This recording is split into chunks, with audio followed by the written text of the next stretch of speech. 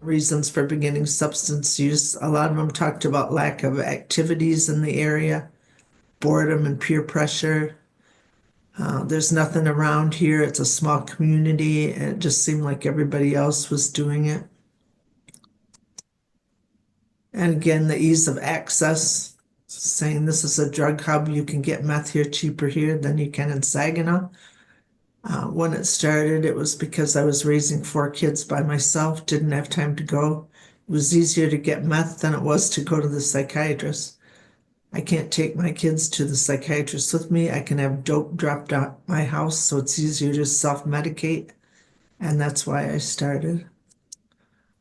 They talked again about trauma.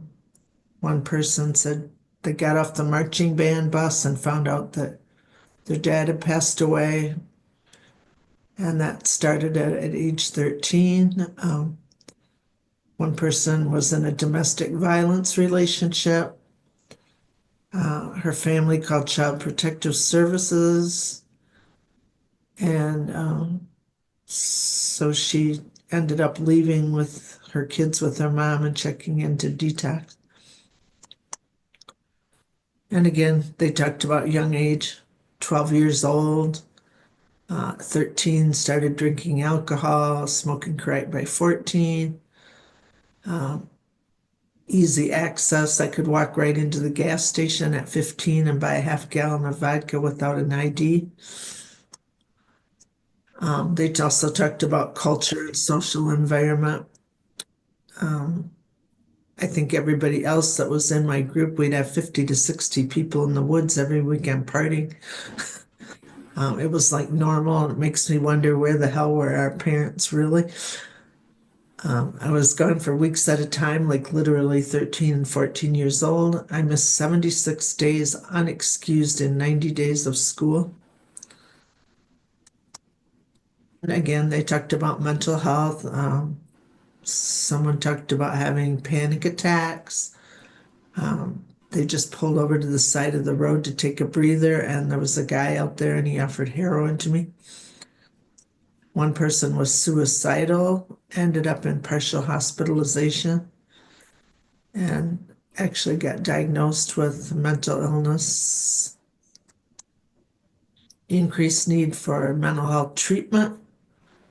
They talked about having many underlying mental health issues as being a reason for their substance use.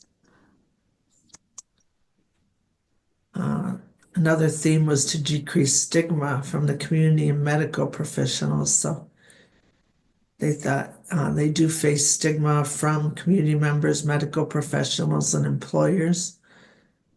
And one person said, if you care what other people think, you're never going to go anywhere. I didn't use my supports because I was too worried about the judgment. So I just fell back into it. And finally, I was like, you know what? I don't care what people think. So it was kind of a process of, being afraid of the judgment and the self-stigma preventing them from getting help. They talked about, of course, we need to increase treatment centers up here in our rural northern Michigan. More resources here, especially inpatient. They wanted sober activities. These were referenced for adults, but I think activities are good for every age group. Providing education in the schools again, and providing education on medications. And then the last group was in Manistee County. And they talked about increased needs for mental health treatment. So that was a theme across all 3 counties is, if they could get treatment for their mental health, maybe they wouldn't have been so, easily using substance to self-medicate. They need improved support from the community, people making them feel comfortable seeking treatment and prevent relapsing. So that kind of goes along with, the stigma and judgment that they feel from the community. Again, decrease stigma,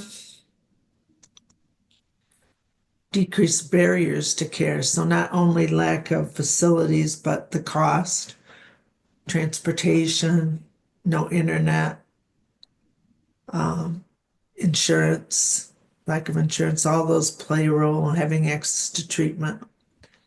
And so they feel that if they could decrease those barriers, that would help more individuals receive care. And they talked about increased recovery or sober activities. So create communities for individuals in recovery to strengthen bonds and give healthy outlets to socialize with one another. There's a lot of talk right now about the Surgeon General a few years back came out with a report on the epidemic of loneliness, and a lot of things have come out about especially men, and there's really a high rate of men um, dying by suicide as compared to women. So, and they attribute it to, social isolation. And so the group in Manistee recommended against adult recreational sports leagues, prevention or recovery camps. So camping for those in recovery to help build life skills and create those social bonds.